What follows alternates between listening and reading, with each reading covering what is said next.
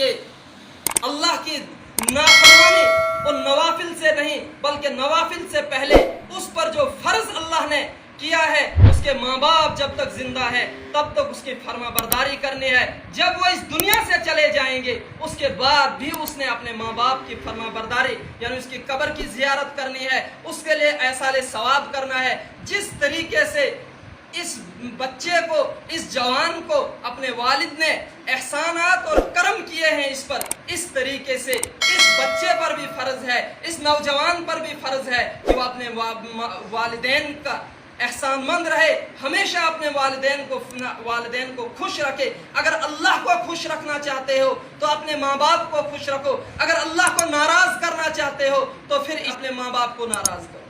کون کون چاہتا ہے کہ ہم اللہ کو خوش رکھنا چاہتے ہیں لیکن والدین کو ناراض کرنا چاہتے ہیں؟ ہے کوئی ایسا بندہ اس وقت مجلس میں؟ کوئی نہیں ہوگا.